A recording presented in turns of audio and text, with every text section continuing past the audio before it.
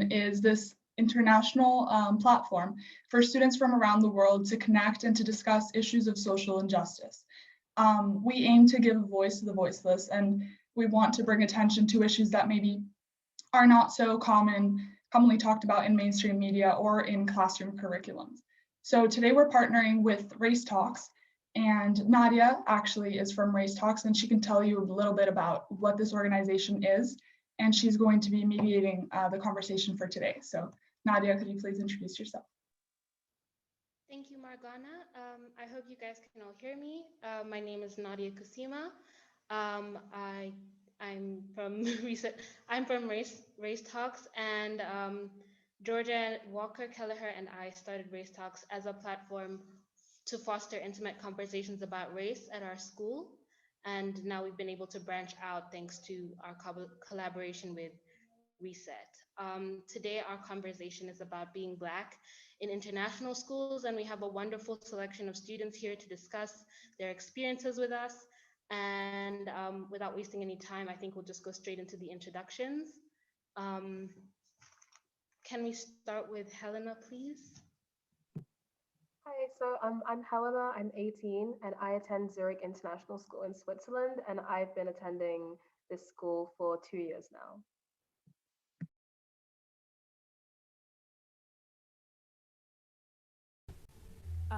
Hi everyone, I'm Coco. I am 18, I'm from Congo, but I live in Ivory Coast, and I go to Waterford Kamshawa, the UWC of Southern Africa, and I've been there for 3 years now. Hi everyone, my name's Erica, I'm 19. I went to ISZL, the International School of Zug and Lucerne, and I graduated in 2019, and now I'm a sophomore at Northeastern University.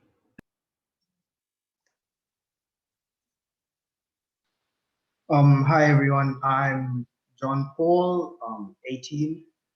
I live in Zimbabwe, from Zimbabwe as well, and I currently attend Waterford Kamshawa in Eswatini, about a year now. And prior to that, I was in Ethiopia as well as other schools in Zimbabwe. Hi everyone, I'm Polona, and I'm originally from Uganda. I was born there, but I basically grew up in Sweden, where I currently am. I've been to international schools in both Uganda and Sweden, 3 in Sweden, and 1 in Uganda. Hey everyone, I'm Praise. I'm 18 from the US and Nigeria. I currently attend UWC USA, and I've been there for almost 2 years. Hi everyone, my name is Phoebe. I'm from Uganda. I go to the UWC in Southern Africa, and before that I was going to a school in South Africa. Thank you to all our panelists. We'll get to hear more from them as the session progresses. I just wanted to say a quick thank you to all the parents and teachers who are here, who have made the time, and everyone who has come to listen to this panel. So I think we'll just go straight into it. I hope I can get started. I would like to ask any of the panelists, how would you describe your experience at an international school where you were or you represented the minority? So this pertains to all the students who went to a school where they were not part of the majority race or ethnicity. Was anyone like to start, or should I ask someone specific?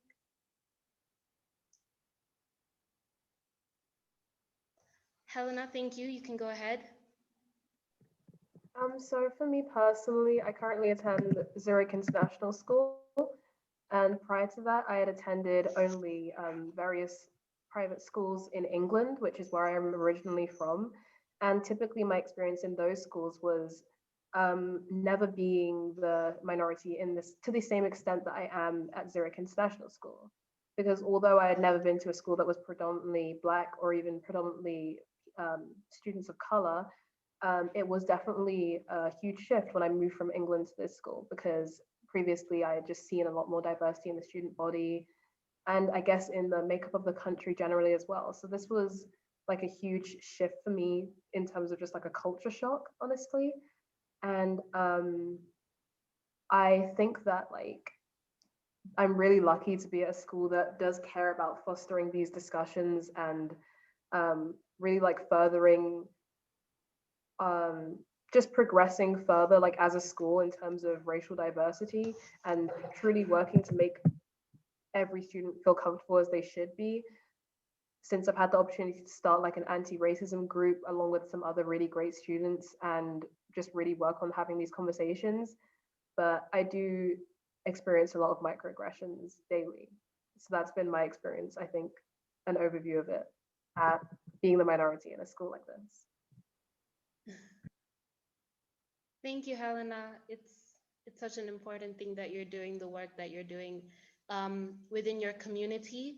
Polo, you mentioned that you also went to a school in Sweden. Were you part of the minority there? What was it like having to represent a whole group of people? Could you tell us a bit about that?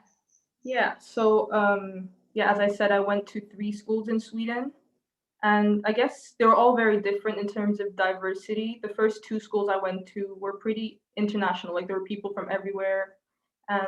But the last school I went to, I was actually the only Black student out of 70, 72. So that was kind of weird. But then being that I grew up in Sweden, it wasn't much, as you said, it wasn't as much of a culture shock for me since I'd always like been in an environment where I did feel like I was, yeah, the only Black person. So yeah, and I did experience a bit of discrimination here and there, I would say, but it also depends on which school, like, because in my last high school where I said that I was where I was the only Black person in my class, I would say there I was lucky enough not to have experienced anything to my face, at least. I don't know. But yeah. Yeah. Wonderful. Erica, you have your hand up. Would you like to share? Yeah, so I went to the International School of Zug and Lucerne for, I think, 6 years, and I was one of, I think, maybe 3 or 4 over the course of those 6 years, like Black students there, one of them being my brother. And the experience as a whole was pretty good, but in terms of like racism that I experienced there was mostly like microaggressions out of ignorance or people not understanding why they can't say the N-word in general. And the school was like, they didn't really know how to address that because they didn't have a very big student body that was like Black people, let alone minorities as a whole. So it wasn't like something that was so overwhelming, but at the same time, it's something that should be addressed that never really was. So, yeah. Yeah. Yeah, that's interesting to hear, Erica. And you touched on my next question, which would be, how do you think your teachers played a role in your experiences at your school? So again, you can use the hands up function to my panelists if you would like to speak. But again, I just want to know, do your teachers played a positive or negative role in how you integrated into your school, either it being predominantly Black or being where you were a minority group?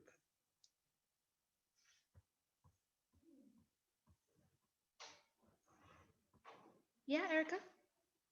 I guess I can start. All of my teachers, I think, were white. I only had one Black teacher in my entire time at ISL.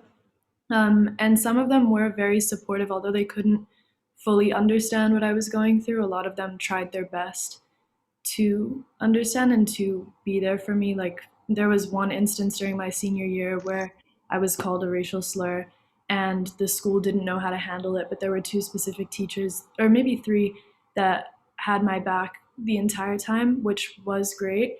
But in terms of like the teachers as a whole, I think they don't really know how to handle those types of situations because they've never had to deal with that in the past themselves or with other students. So I think some of them tried their best, obviously, and you can only really commend them for that. But yeah, that's kind of how it was for me.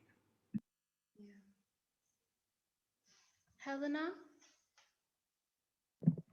I relate a lot to Erica's experience in particular. Like I have felt that, especially at ZIS, I found that that the teachers have been incredibly like supportive of trying to make the environment as comfortable for me and other Black students as possible, despite not necessarily understanding the experience. But something else I also related to was there not being um, any Black people in the faculty. Like for me personally, for my entire life, I've never had a teacher who was Black, not even when I lived in England. And me, as somebody who wants to study English at university, as I've had different teachers that have been role models for me and really motivated me and inspired me to follow my passion, I'm so grateful to them for that. But I can't think of how much it would have made me feel even more seen if I had seen an English teacher or even some other kind of liberal arts teacher in the same position that I would like to be in one day.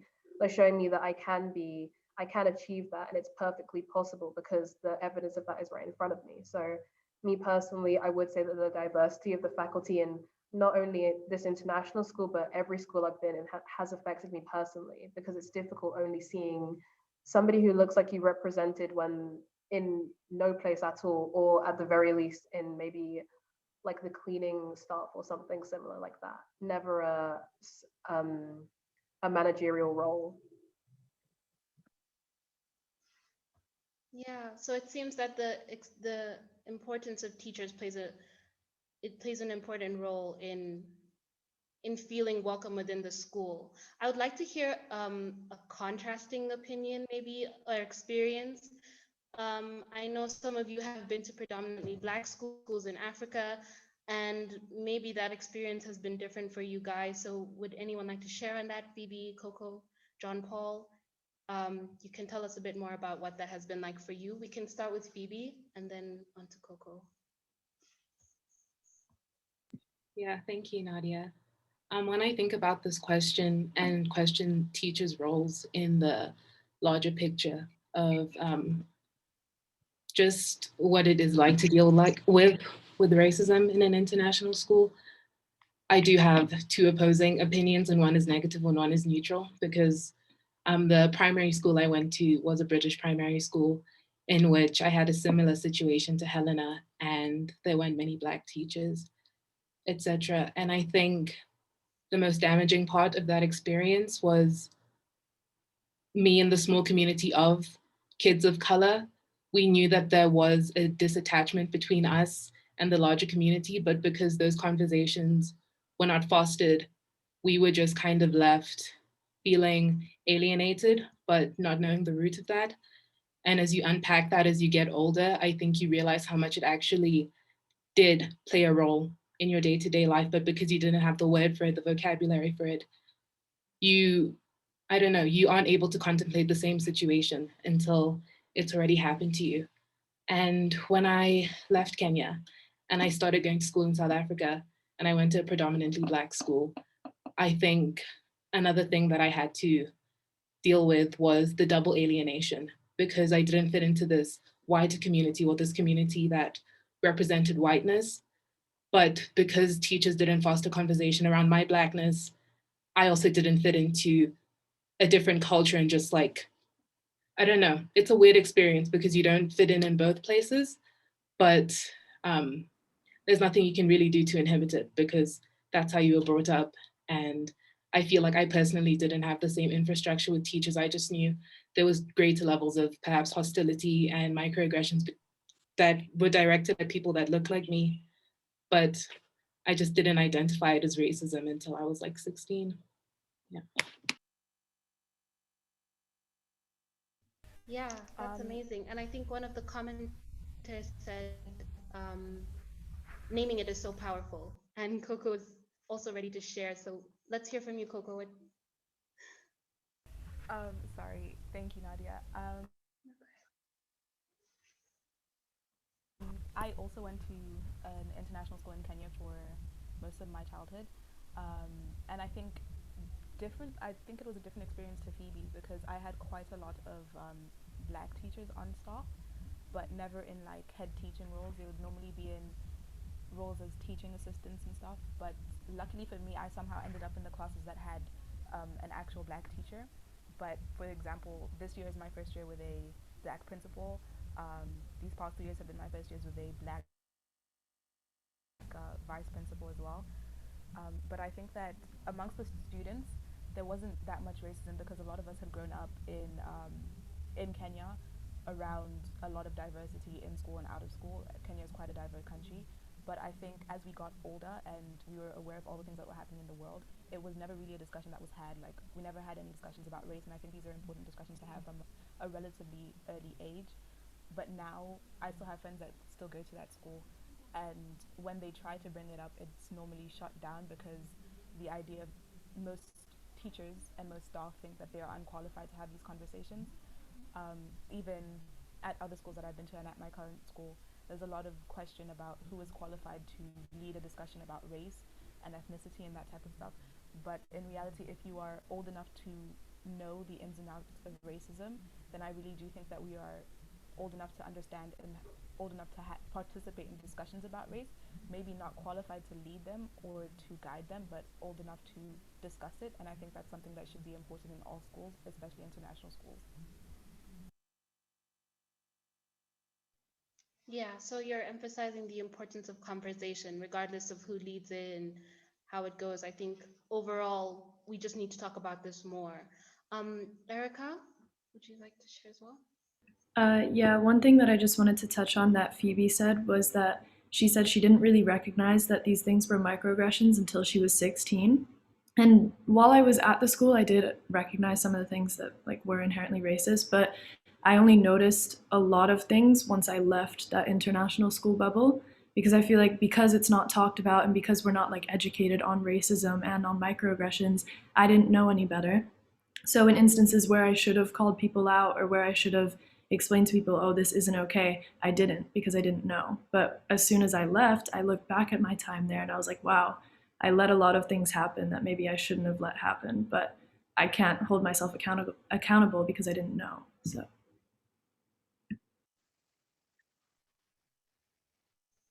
Yeah, I think there's a lot of people who can share that experience here, and myself included. I would like to hear if there's any specific examples. Maybe you don't want to give too much away, but if there's anyone who would like to share specific microaggressions or instances of racism that they realized in their school, maybe later in life or before. We can hear from Coco and Erica, maybe even Praise and John Paul if they have anything they'd like to share as well. So yes, please go ahead, Coco. These are things that I've realized a lot later in life, in like a lot this past year. There was a period in time where a lot of the students, the non-black students, were saying the N-word, and at the time, we knew it was wrong. I think we were around 11 or 12. We all knew it was wrong as the black students, but we didn't know how to call them out on it.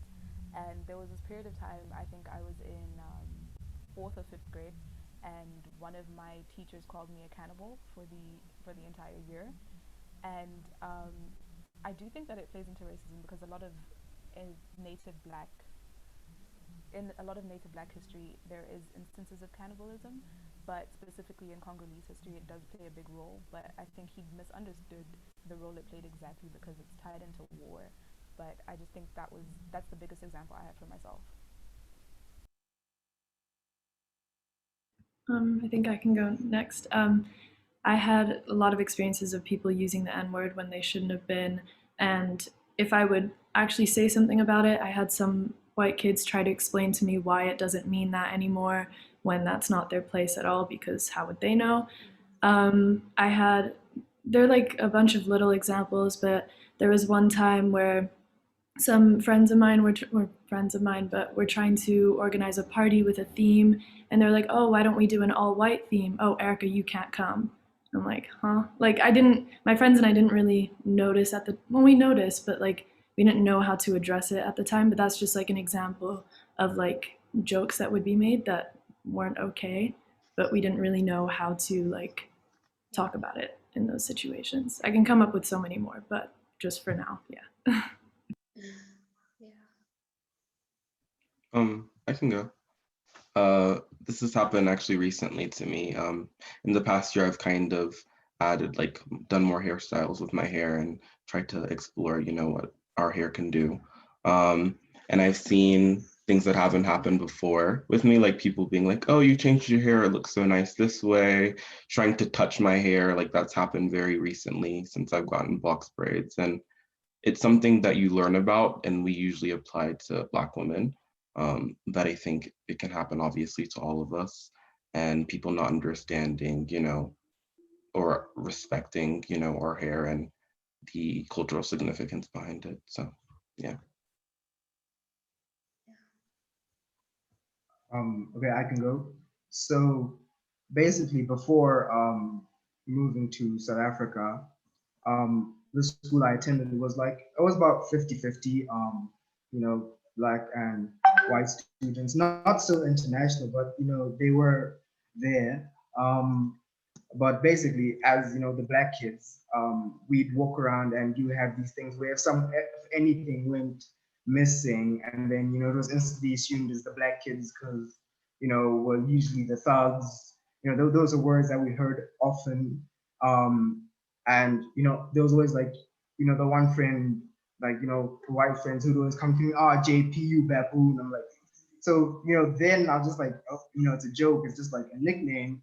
But growing up, later on, probably like last year or 2 years ago, I realized like, wait, that was like, super wrong. Maybe like, his intentions weren't even, to literally, be calling me a baboon, but it was just, in the moment. And unfortunately, like, I can't do anything about it now. And I'm not mad about it now, but it happened. And well, now I think about it, it's not really funny, but, I lived through that for about a year. And it was okay, even if we tried talking to teachers about it, they just say like, no, it's a joke, it's a joke. And these are all even Black teachers, white teachers. And I guess, in that type of community, the issue was never addressed because it's sensitive. There weren't any Black teachers in, high positions. So I guess they also just didn't talk about it that much, for their job's sake, I guess.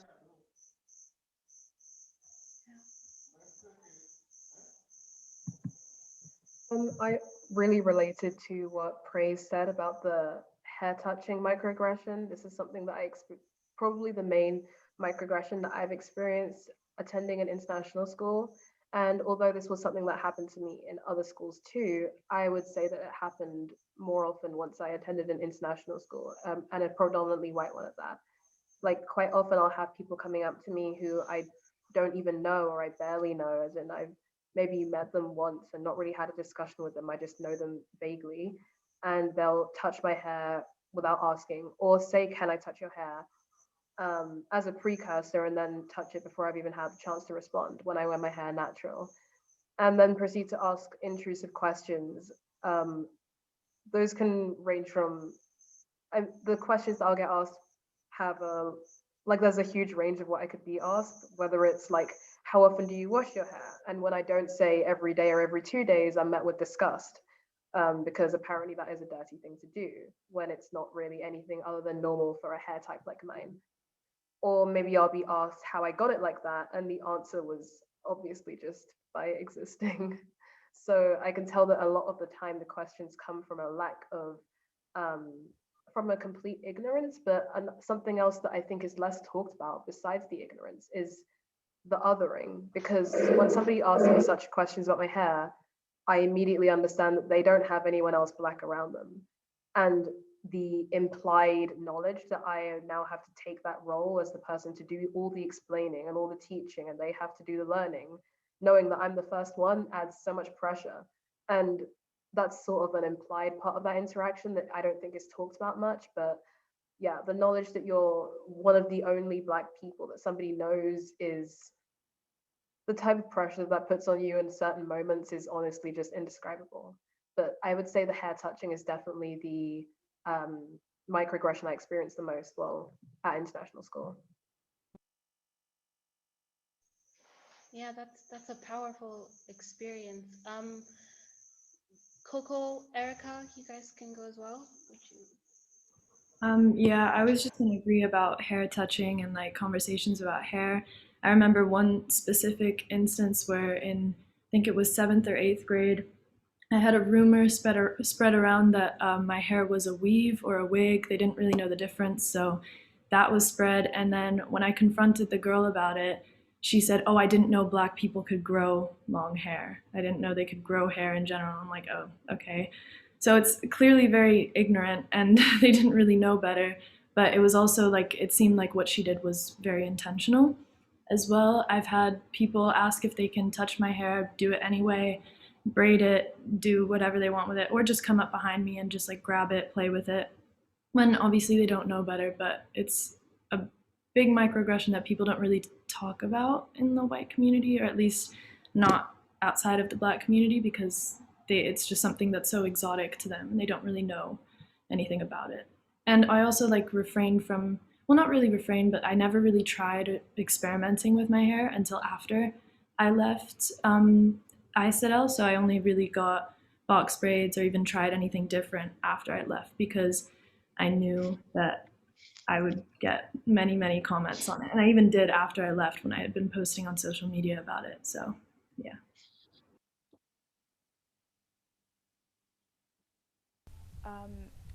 My next point is kind of going off from the topic of hair. I think something that I experienced as not only a Black student but also a Black female student was the automatic assumption that I was aggressive or had a lot of attitude. Um, any kind of mistake I made was always seen as a something that I did on purpose, even when I was really young. For example, I think one time during netball practice, I tripped one of my friends accidentally. Like she tripped over my leg, and it became a big problem. I got into a lot of trouble with the head of sports, the head of my year group, the principal even got involved in it. And it was just, now that I think of it, I see it as the assumption that I had done that on purpose, even though it was clear that it was an accident. Even to the person that fell, she knew that it was an accident, but the school took it as so much bigger than that. And even when I did move schools, there was an there was just an assumption by other students and by teachers that I was a mean girl, or just someone who was unapproachable. And to this day, it's still seen as unapproachable, even though I don't think any part of my character or just like my demeanor exudes any type of attitude or any type of aggressiveness. I do think that I am a very smiley person, so I don't understand where it comes from. But now that I do fully understand the ins and outs of racism and misogyny paired together, I feel like I understand more that it was just because I was a Black woman, and Black women are seen as unapproachable and aggressive for no reason.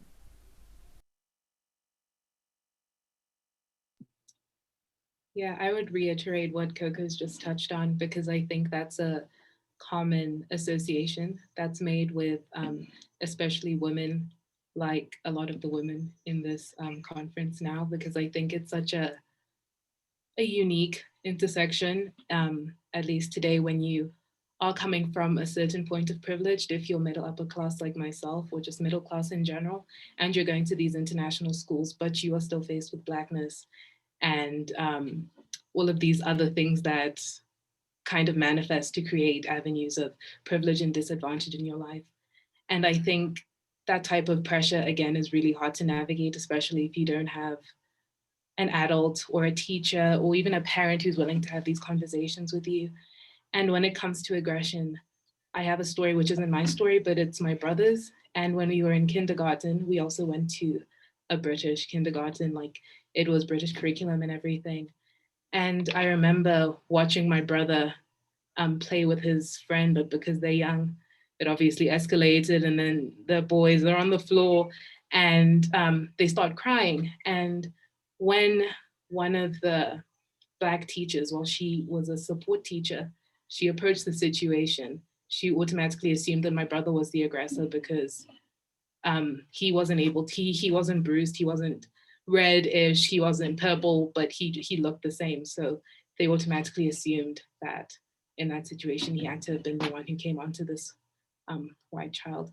And I remember at that age, I finally understood that something about me and a negative experience, those two things were inherent and they coexisted with each other.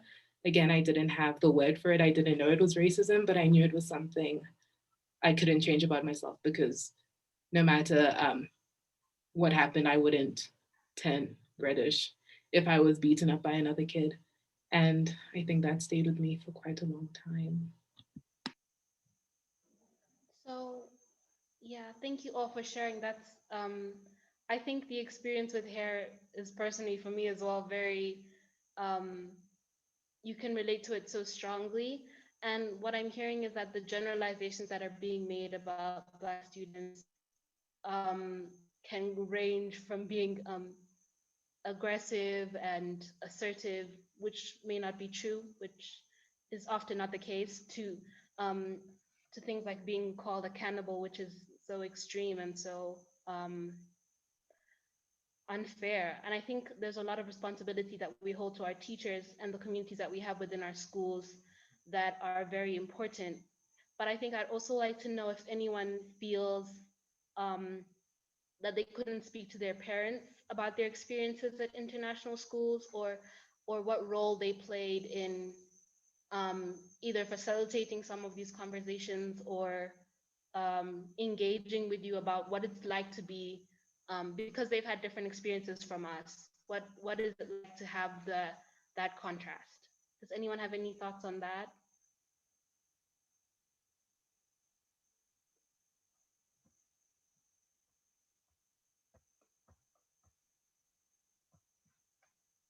Erica? Well, my parents were really supportive of me. Like they understand that it must have been like not difficult, but for lack of a better word, attending an international school is like one of the only minorities there. And I remember a specific time, my freshman year of high school, where I was really into theater in high school, so I loved like doing the plays and everything like that. And I remember auditioning for the school play, and I was told that, like, I even came for a callback, and I was told that I couldn't be in it because it was a British period play, and I would look out of place. I think you can all understand what that means. And my parents were really supportive and helped me write an email to the school and to the people who were running the play. Ultimately, nothing really happened because of it. They just sent me an email apologizing that I wasn't in it.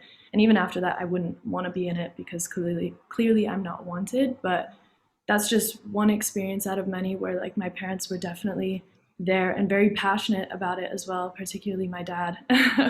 um, but yeah, I'm very grateful to have parents that were so supportive and understanding of what I was going through. Though it could have been much worse, it wasn't ideal. So yeah. Yeah. Um, Coco, would you like to share as well? I think, well, the first thing I want to say, at a lot of the schools I went to, there was always like a few teachers, maybe two or three teachers, who were very close to the students and who the students felt that they could trust. So I think in year 7, there was a school play, kind of like Erica, and it was Annie Get Your Gun, which is a very American play. Um, but the way the drama teacher at the time cast it was all the black students played the roles of like the poor people or the people that were living on Skid Row and that type of stuff. And um, we complained to some of the teachers, and at the time we didn't complain that it was racist because we didn't understand that, but we complained that it was just unfair that we got supporting roles instead of leading roles. And so that they actually managed to change it and have some more people in leading roles. We had one of my friends ended up as Annie for the second half of the play, but also as to speak to the support structures that are now coming up. UWC as a whole has an anti-racism, diversity, equity, and inclusion program that they're setting up and that they've started recently. And I think that came after a student petition that was started by a lot of UWC students. And I think that's great and it's a very exciting thing for all of us. But a lot of the individual schools don't have that happening at their individual schools. UWCSA doesn't have any type of anti-racism division going on yet. I know that a lot of the other ones don't either. So I think it's important, even though the larger movement is doing it, but for the individual schools to have it going as well.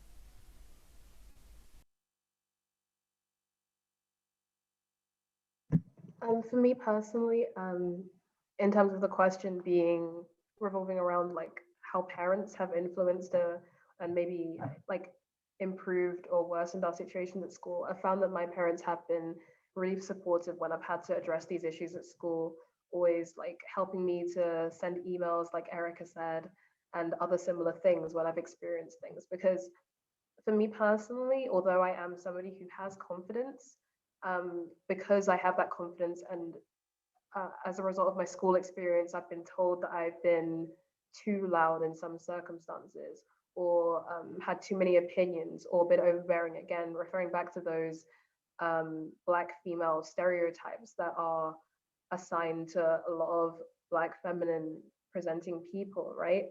I felt uncertain of my own ideas, and it's been really important to have parents that have encouraged me to double down and said that it's fine for me to feel how I feel, or speak up for when I feel like something unjust has happened. I remember one particular experience, which wasn't of a microaggression, but in my IB extended essay, I decided to write my paper on how I believe that the social horror movie genre had the capacity to fight racism just through the nature of it. And this was a film studies extended essay.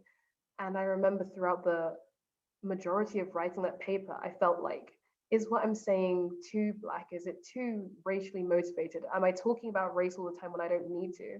And it was my dad who stepped in and said, if you are speaking about something and you backed it up with the extensive philosophical books that I had used as evidence in my paper and other various sources, then you should be able to speak on what you feel is true. I felt as though, like, simply because I was speaking about race, it was just too much. And it's because I've been made to think that.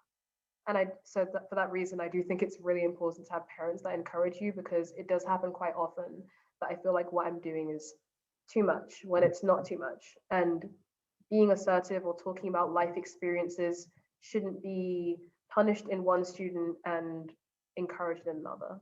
So yeah, my parents have played a really great role in supporting me in that aspect.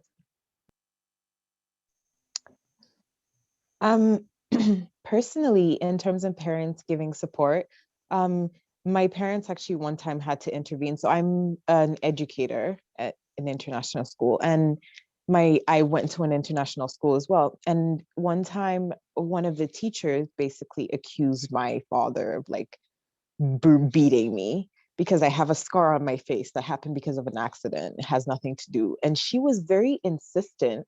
And my mom is like, really tough. So she was like, no, what are you doing? And that could have really escalated.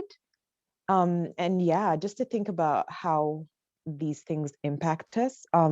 She was really fixated on me and like me having problems at home, but it really just was not the case. It was really all in her head. So that was interesting to know that my mom spoke up and she was like, this is not possible. This is not what's happening at all. Thank you, Stacia, for sharing that as well. It seems that our parents do play an important role in just being supportive systems for us, especially when we don't feel that we have that in our school environment. So I think we can move on to another question that I had, which kind of does relate to what we talked about regarding stereotypes and these generalizations that are being made about Black students. And I was wondering, do you feel that you had to assimilate to a certain culture? I know Erica talked about not being able to experiment with her hair as much as she would have liked. But do you feel more so even in the terms of the way you speak or the way you had to dress or the things that you were able to do, like Helena said, in terms of writing her extended essay? Did you feel that you had to assimilate to a different culture or kind of morph yourself, be different people within the different circles that you were in, whether it was predominantly white or predominantly Black?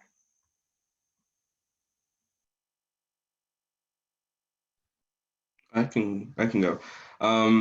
So at UWC USA, at least last year, I was one of the only two Black US Americans, and I found it really hard to kind of assimilate with the other US Americans who were obviously predominantly white.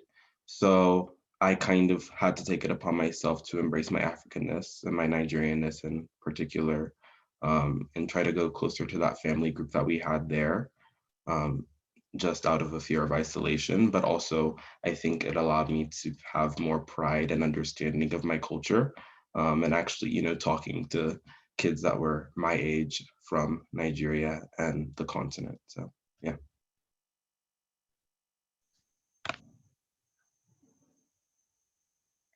Thank you, Praise. Helena, and then John Paul. For me personally, I think that in terms of me assimilating, I've never felt as if I've had to assimilate in an outward sense. Like I have experimented much more with my hair recently, but I didn't feel like that was because of external pressures. But the most prominent way that I felt as though I've had to assimilate in order to be accepted or just for my own comfort has been, strangely enough, in a really interpersonal level in my friend groups. Now, like most teenagers, I definitely enjoy making jokes and dark humor, like many other, like most other people my age, about all kinds of things. And joking about my experience and my race has always been something that, especially with my older sister, has been something that has relieved tension or just made me feel better about like the world situation.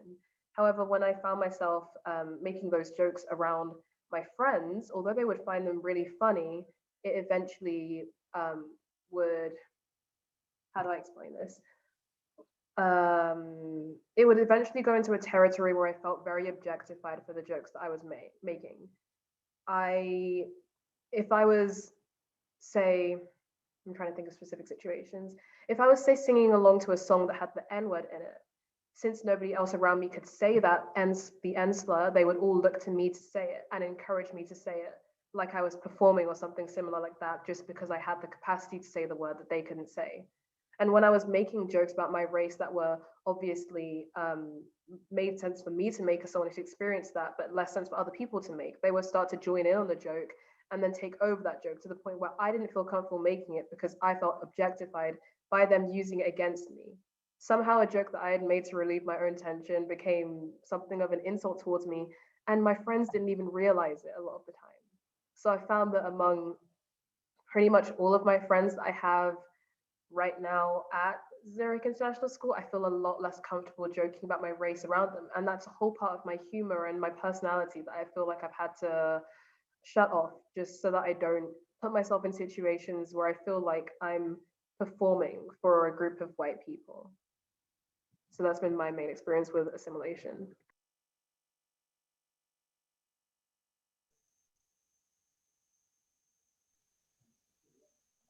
I think John Paul had something he wanted to say, if he's still around. Yeah, I'm still here. Sorry, I don't know what's happened to my camera, but basically about the whole fitting in. In Ethiopia, I schooled there for I think about a year and a half, maybe. Can you guys hear me? Yes, we can.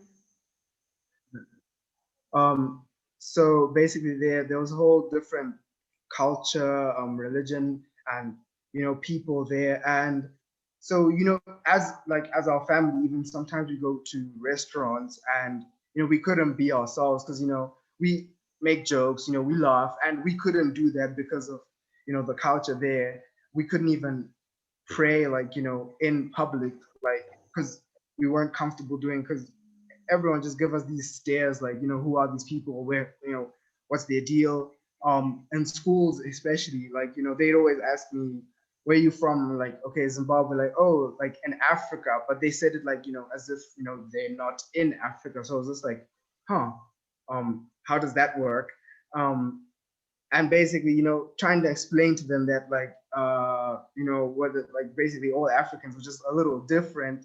They, didn't listen at all. And I just avoid the whole conversation. Sometimes I'd even have to change my accent a little bit just to, sound more, Zimbabwean, I guess, if I can say that, because they'd ask me, like, why is your accent like this? I thought you're Zimbabwean, and like I just had to change all of that and was really uncomfortable, I guess.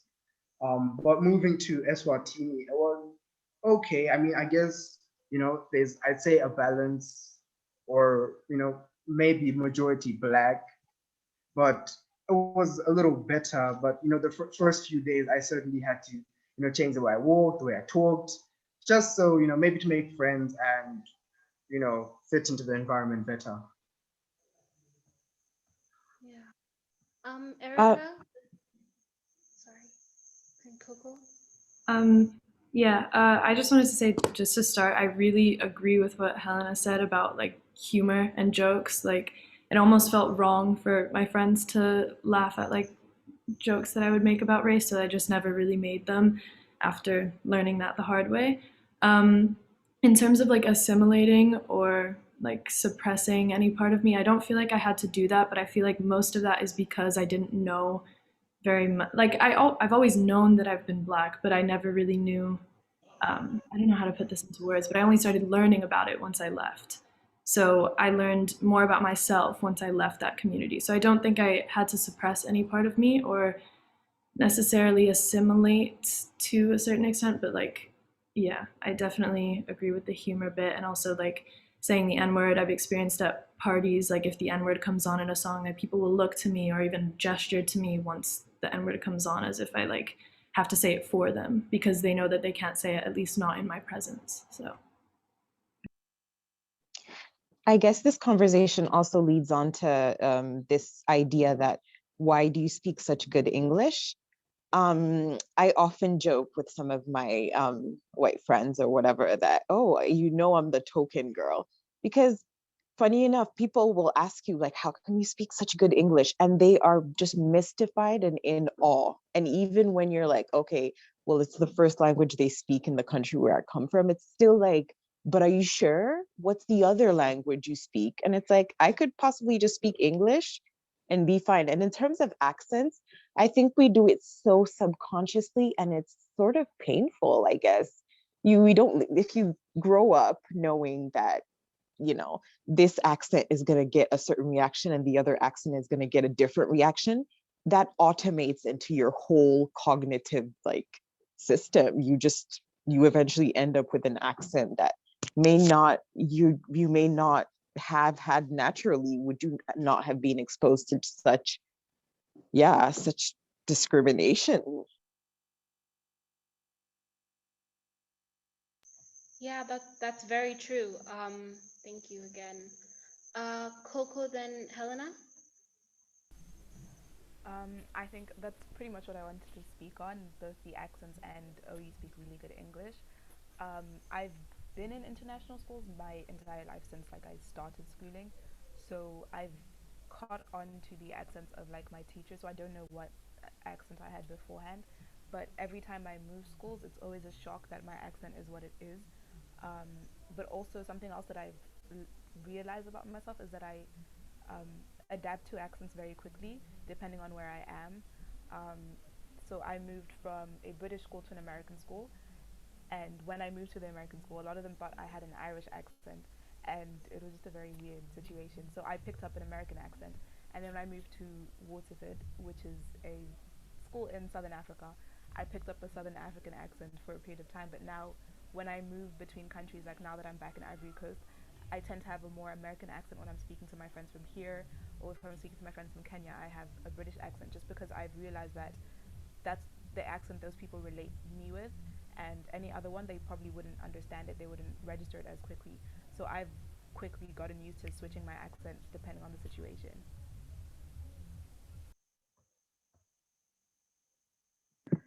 I wanted to just chip in on something that Stacia said about how she would be commended for speaking such good English, despite it being one of her first languages. And this reminded me of actually a really positive experience that I've had as a result of international school. So, as somebody who's grown up in England, and that's where I've spent the majority of my life, when people would ask me, where are you from? This is a microaggression I'm sure most people are comfortable with. It led to really uncomfortable and at this point aggressive rather than even passive aggressive discussions on if I said that I was British, then I would then be pressed on it. Well, no, you can't be British. Where are you really from? Where are your parents from? Both my parents were born in England. Like I'm I'm not even like a first generation person living in England. Like I've really been here for a sec, right? So this would be really microaggressive. But something that I really love about international school is that because there's such a diverse range of nationalities, every single time at Zurich International School, somebody's asked me where I was from, and I've said I was English, it's just been accepted. If I've said that I'm British, I'm from Britain, that's where I've lived, they're like, oh yeah, that makes sense. I can see it in your accent, in your mannerisms, in your like the way you love tea and all of the vocabulary you say, like chips instead of crisps and things like that. So it's always been accepted at international school. That's a more positive thing, which I've really noticed. This is the first place I've ever had my nationality just accepted as truth and not questioned on the basis of my race. In terms of the way that I speak, I don't really have like an accent of some sort, but well, besides American, but whenever I would speak with like slang or any type of AAVE, I would either not be mocked, but like people would repeat what I say or like try to use the same intonation. And that kind of is a microaggression when they don't really know it. Again, coming from a place of ignorance, but that's something that I experienced a lot. And I have a different experience than Helena, but when I would be asked where I'm from, like I'm African American and Italian, and people would be like, "Oh, where are you really from?" I'm African American and Italian. Like I don't know. I wish I knew where I was really from, but I don't. But that's something that I would be asked all the time, and people would like. Some people would accept it. A lot of people would accept it, but a lot of people would think I was lying or trying to assimilate or something like that. Yeah, I can definitely relate to the AAVE one. Like, it's honestly kind of a big problem at this school, and we obviously have a large amount of Black US Americans here, no African Americans in particular, but because of assimilation, we obviously kind of use it still. But there's people from all over who will just, copy and mimic you. And there's several students who, I'm very close to or I consider friends, and they've kind of adopted words that I've used. And at first it can be funny, but then when you kind of think about it, it's a microaggression. So, yeah.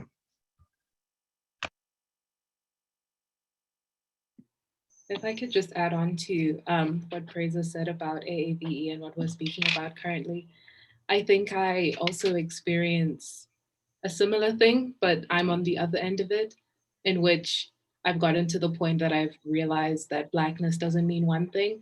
And I somehow feel as though someone who's Black in the way I'm Black shouldn't use certain vocabulary, because I never want to, I don't know, impose on a culture that truly isn't my own and has never been integrated in part of my life, because I've never gone to an American school, unless you like count Waterford as an American school. So I think that's been another thing that I've had to deal with. And I wouldn't really call it assimilation, but I just knew that the Black representation I got that was just resembled any semblance to my own life as a Black person who wasn't a typical African Black person, was African American people. But I knew at the end of the day, there was a disconnect between me and them, and that was very apparent. But that was the only representation I did have of myself that felt somewhat authentic. And I think just assuming that the Black community is a homogenous community without internal diversity or conflict or anything like that is another thing that's come out of just not speaking about Blackness until you're like 16, 17 and you're learning about it through like an anthropological lens because you took IB. Like it's a strange thing, I think. And I don't know if I would call it assimilation because that wasn't a term that I knew at the time that all of this was happening, but I knew ever since I was a kid, I think the way most Black kids know this, that you have to minimize something within yourself to make something and someone else comfortable. And I didn't label those things as Blackness and whiteness, but I see it now and I see it in most exchanges because it is something that's omnipresent, in which I am minimizing something, even if that's something as small as slang or the music I listen to, my academic record, anything to make whiteness feel comfortable wherever whiteness is. Yeah.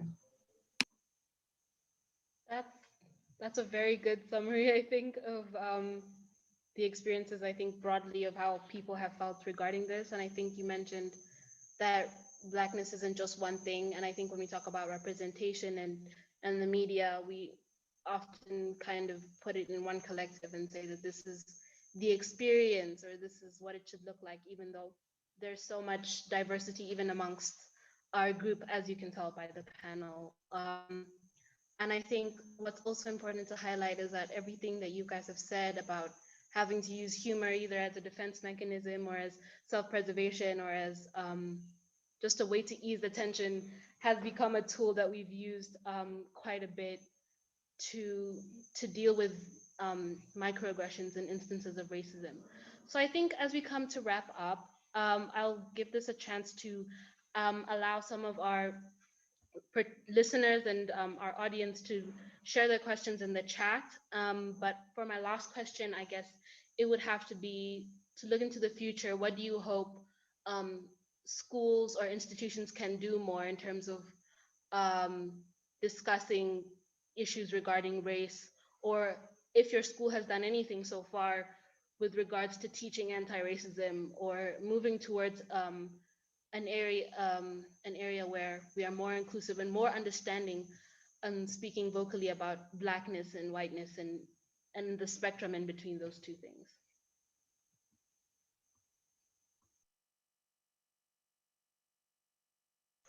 Yes, Helena. I honestly think that as a whole, the most important takeaway is that we need to stop assuming that we're not qualified to talk about race. I really do believe that everybody needs to be talking about race, because whiteness is taught that the best way to solve the issue of racism, if the issue of racism is even acknowledged as an issue, is to ignore it, to pretend it doesn't exist, to be colorblind. And none of those things seek to benefit Black people or even just people of color as a whole. And all of them stand to benefit white people, right? Yeah. The silence does in fact reestablish white supremacy. I really do think that if you feel that as though you aren't qualified to have a conversation, then don't have the conversation, but just listen, because listening is in fact more important than speaking when you're engaging in anti-racism. Like if you're listening to the Black scholars and reading and actually truly hearing what people are saying, because I mean, in my experience, I've had a lot of self-proclaimed allies tell me that they really do believe that, you know, they are for anti-racism and they want to help, yet when I'm in these situations and I have those self-proclaimed allies around me, they don't do anything to help me, and I'm just as alone as I was before.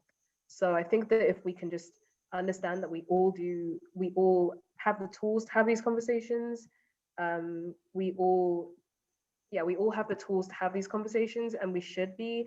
And listening is even more important than speaking. There is honestly no way you can go wrong.